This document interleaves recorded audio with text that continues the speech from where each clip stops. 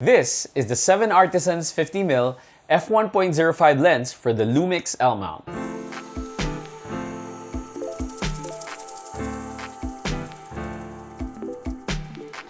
Before anything else, I'd like to thank Altitude Digital for sending this lens and sponsoring this video. I've been on the Lumix S series for exactly 7 months now.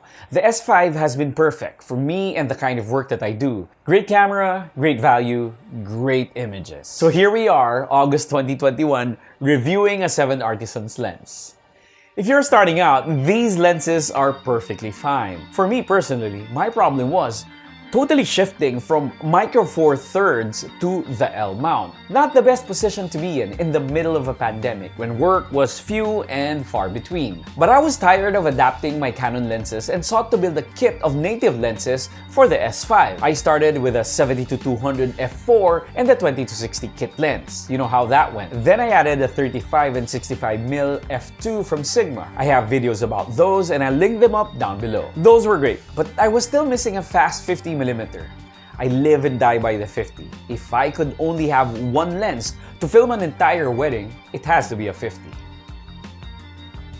The Sigma option was too slow at 2.8 and the Lumix and Leica options were terribly expensive. Third-party options were virtually non-existent. But it's only year 2 of the L mount alliance after all.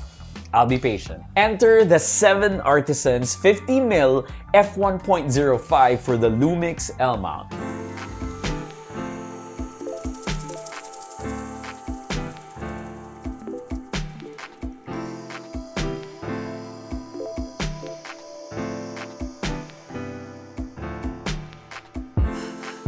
For you guys who aren't into Lumix, pity you. It's fine, it's fine. This lens is also available for E, RF, and Z mounts, all for full-frame sensors. The lens is heavy at 600 grams, filter diameter is at 58mm, lens cap is made out of metal as well. It's solidly built. It's manual, and that's fine, I'm used to that. It's D-click, so it's perfect for video use. It goes from 1.05 to f16 with just the right amount of dampening. On a wedding day, I personally use a 50mm to cover everything happening during bridal preps. Wala lang but Patty and Jason are here. Wala lang but say hi to Patty, Jason, Robbie, and Paul. Portraits, beauty, and couple shots as well. I also find it useful during the reception when I shoot the styling and the setup. And I've always wanted my 50mm to be as fast as they can be. I had the 51.2 for my C100s and the .95 Voigtlanders for my GH5. This, at 1.05, it's perfect.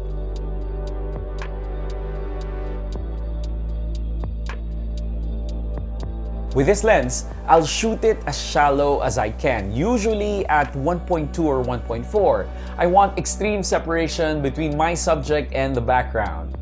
It's not razor sharp at the widest opening. Very few lenses are. Instead, you get a very dreamy, organic look to the footage.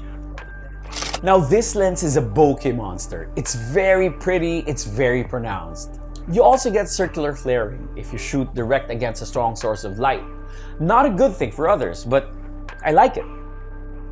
It adds to the character of the footage. A feature, not a bug. This lens is not perfect though.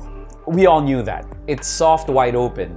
I didn't even bother to check edge-to-edge sharpness. But hey, it's a test we videographers like to read about and geek out to. But in all honesty, nobody's going to pause a wedding video on YouTube and pixel peep the corners. Nobody. It's manual, so it takes getting used to if you're used to AF. AF? What's AF? And we haven't even talked about the price. It's under $500, not even 25,000 pesos. It's a nice, fun lens you can absolutely use for professional work and get absolutely brilliant results. So, those are my thoughts on the 7Artisans 50mm f1.05. Again, thanks to Altitude Digital for sending this lens. They have an online store where you can get this lens and other photo-video equipment including cameras, lenses, drones, and monitors among other things. I link to the website down below. Thanks for watching guys. I'll see you on the next video.